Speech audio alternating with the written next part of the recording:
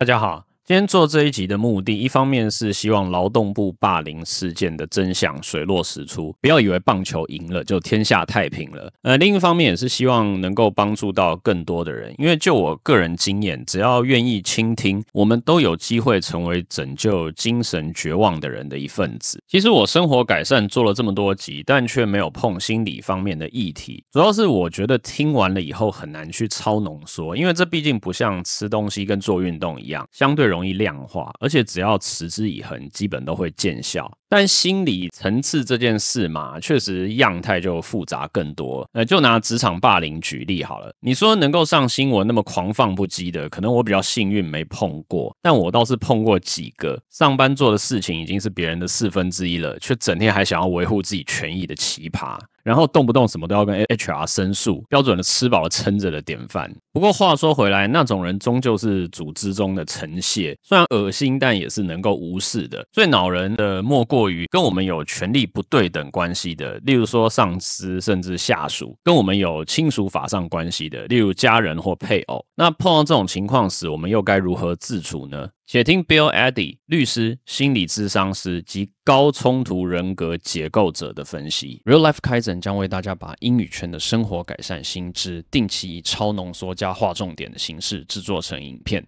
供各位朋友参考及分享。您的支持是我持续做这个节目的动力，喜欢的话请务必订阅、点赞、按小铃铛哦。开始前容我再啰嗦几句，关于高冲突型人格 Bill 有很精辟的分析，有兴趣的观众可以去买他的书来看，详情我会放在影片说明中。再来就是没有不敬的意思啊，一个人要是直觉分不出什么是高冲突型人格，那我看比起精神霸凌还有更大的心理问题待解决。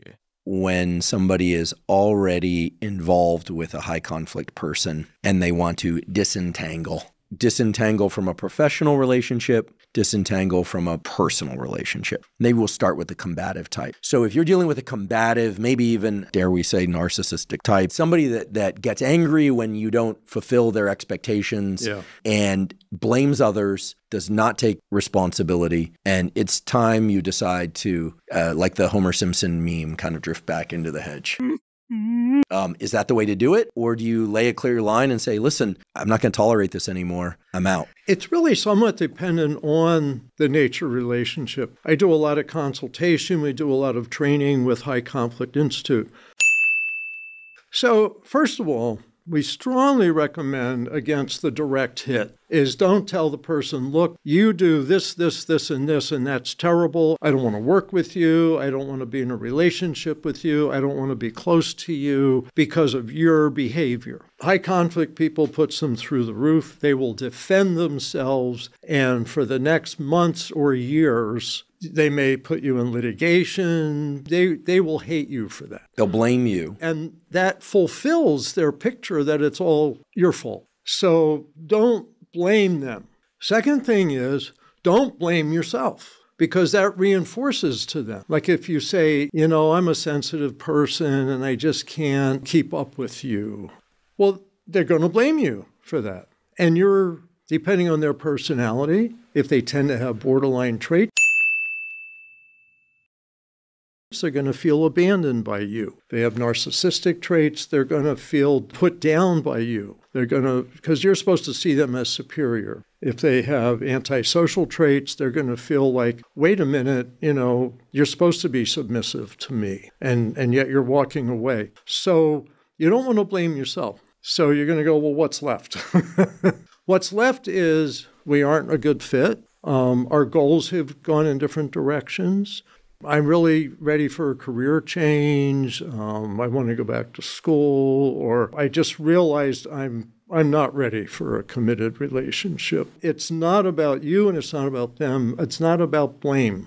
You want to try to keep it away from blame. Now, some people say it's dishonest to not tell them everything. And let's talk about brutal honesty. High conflict people really love brutal honesty, and they'll tell you, I'm just being honest. You're stupid or a jerk or whatever. That's Feiglinge! Verhalten Versager! That's high conflict people.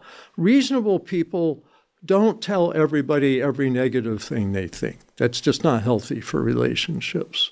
So it's okay to say, we seem to be going in different directions, or I have different plans. I've realized I want to change. So those are basic principles.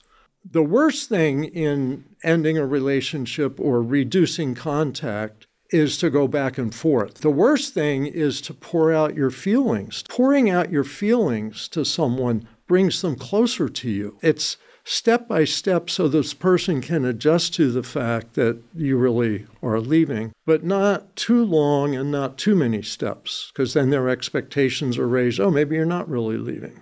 These are general principles, depends a lot on the specifics. Okay, so with the high conflict person, I think you beautifully illustrated how to not blame them, not blame yourself. Internally, you can hold any reasonable understanding that you come to, but you don't have to share all that. And that you don't want to oscillate in indecision, but that perhaps some staging of the exit, not staging theatrically, rather staging meaning in stages, increments would be a better word. 结论就是面对好斗的冲突型人格时，千万不要一直求对决或摊牌，二怪自己，同时要避免忽冷忽热，也无需倾诉。重点是要想方设法逐渐脱离这段关系。坦白讲，因为我个人经历的职场人格太样比较多元，从上市公司董总到大陆农民工都有。综合那些人际交往经验，我认为这一系列的处理方法绝对是最高效的，没有之一。你不给好事者接球，那他们 solo 也无聊。但最难的真的是如何循序渐进的脱离。总之，希望碰到困难的当事人能够再三思量，千万别走极端。那今天的节目就到这里，祝各位无往不利，事事顺心。我们下集再见。